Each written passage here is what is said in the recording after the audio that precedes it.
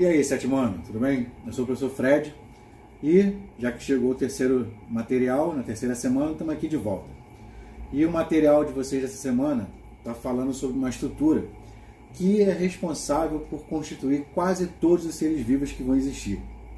Essa estrutura, que é microscópica, muito pequena, é a célula.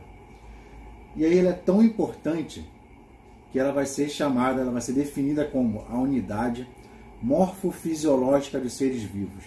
O que isso quer dizer? A parte de morfo quer dizer forma, a parte físio quer dizer função. Ou seja, a célula é uma estrutura microscópica responsável por dar forma e função aos seres vivos. E aí, ela vai ser formada por três estruturas básicas, tá? A membrana plasmática, o citoplasma e o material genético, que vai ser o DNA. A membrana plasmática, ela vai ter a função de delimitar a célula, envolver ela e proteger, além de controlar o que vai entrar e vai sair dessa célula. Já o citoplasma é um material gelatinoso que vai preencher a célula e nela que vão estar algumas estruturas que vão desempenhar funções da célula, que são as organelas. E o material genético, ele vai ser responsável por conter todas as informações, passar essas informações para as outras células e controlar todas as funções que vai acontecer na célula. E aí lembrando que existem dois tipos de células. A célula mais simples, em que o material genético, o DNA, vai estar espalhado pelo citoplasma, que vão ser as células procariontes. E tem as células que são mais complexas, que o material genético vai estar dentro de uma membrana nuclear chamada de carioteca. Essas células mais complexas e que contêm um núcleo definido pela carioteca vão ser as células eucariontes. Tá? Então, só para afirmar, as procariontes são as células mais simples, sem núcleo definido por nenhuma membrana, e as células eucariontes, que vão ser as células mais complexas, possuindo um núcleo definido pela carioteca. Além então dos seres procariontes e os seres eucariontes, a gente também pode definir os seres em relação à quantidade de células que vão formar esse ser. Quando esse ser for formado por uma única célula, a gente chama ele de um ser unicelular. E quando esse ser é formado por várias células, nós vamos chamar esse ser de pluricelular ou multicelular.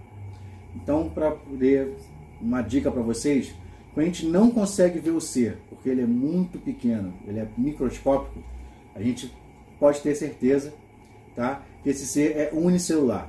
Já quando a gente consegue ver esse ser a olho nu, tá, salvo raríssimas exceções, a gente vai ter o ser pluricelular. Os seres unicelulares, não é formado uma única célula, não tem muito do que se falar em relação à organização. Já os seres pluricelulares, aí o negócio é um pouquinho complicado. Então, por exemplo, pegando nós seres humanos como exemplo, nós vamos ter várias células diferentes umas das outras. E aí cada uma vai ter uma função específica. Só que aí, quando várias células do mesmo tipo, né, que fazem a mesma função, se unem, nós vamos ter o tecido. E aí vários tecidos vão se juntar para formar um órgão que vai ser responsável por alguma função. Os vários órgãos que vão ter funções semelhantes vão se agrupar em sistemas, como o nosso sistema respiratório. E aí todos os sistemas vão formar o nosso organismo, né, o indivíduo, o corpo. E além do nível celular, os outros seres, eles podem também continuam se organizando. Então, por exemplo, quando a gente vai ter um organismo, um ser, a gente vai ter a espécie. E aí, vários seres da mesma espécie reunidos no local, a gente tem o que a gente chama de população.